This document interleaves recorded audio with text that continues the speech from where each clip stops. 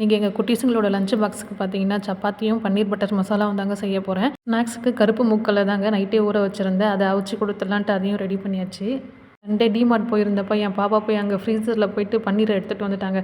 Monday லஞ்சுக்கு வந்து சப்பாத்தியும் பன்னீர் butter மசாலாவும் தான் செஞ்சு தரணுன்ட்டு போயிட்டு எடுத்துகிட்டு வந்துட்டா.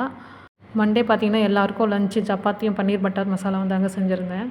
இதுக்கு பார்த்தீங்கன்னா வெங்காயம், தக்காளி, காஷ்மீரி சில்லி போட்டு ஃபஸ்ட்டே வந்து வதக்கி ஆற வச்சுட்டேன்.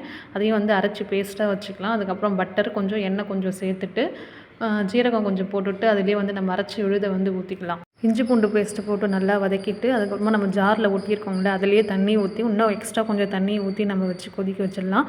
இதை கட் பண்ணி மிளகாத்தூள் உப்பு போட்டு அதையும் லைட்டாக ஃப்ரை பண்ணிவிட்டு குழம்புல போட்டுடலாம். லாஸ்ட்டாக கஸ்தூரி மேத்தி, தேன் கொஞ்சம், அதுக்கப்புறம் கொஞ்சம் பட்டர் போட்டு மூடி விட்டுட்டோம்னா பன்னீர் பட்டர் மசாலா ரெடி. இது என்னோடய ஸ்டைல் பன்னீர் பட்டர் மசாலாங்க. நான் எப்பயுமே இந்த மாதிரி தான் வைப்பேன். லாஸ்ட்டாக வந்து க்ரீம் இருந்தால் கூட க்ரீம் விட்டுக்கலாம். இங்கே என்ன சமைக்க விட்டாங்களா பாருங்கள். இங்கே பாருங்கள், இடையில வந்து என் பாப்பா வந்து பட்டனை போடுன்றான், என் பையன் வந்து ஜிப்பை போடுன்றான். என்னங்க பண்ணுறது, அவங்களையும் ரெடி பண்ணணும்ல. முக்கியமானது ஒன்று சொல்ல மறந்துட்டேங்க. பன்னீர் பட்டர் மசாலா முந்திரி ஊற வச்சுருந்தேன், அதையும் அரைச்சி ஊற்றிக்கணும் நடுவில். அதை சொல்ல மறந்துட்டேன். காலையில் பிள்ளைங்களுக்கு சாப்பிட்றதுக்கு பார்த்தீங்கன்னா நைட்டு பழைய சாதம் இருந்ததுங்க. அதில் கஞ்சி தண்ணி ஊற்றி வச்சுருந்தேன், சாதம் வடித்த தண்ணி. அதை தான் காலையில் தயிர் ஊற்றி கொஞ்சம் அரைச்சி கொடுத்துட்டேன். ரொம்ப நைஸாலாம் இல்லை, கொஞ்சம் லைட்டாக அரைச்சி கொடுத்துட்டேன். அதை குடிச்சிட்டாங்க அவங்களும்.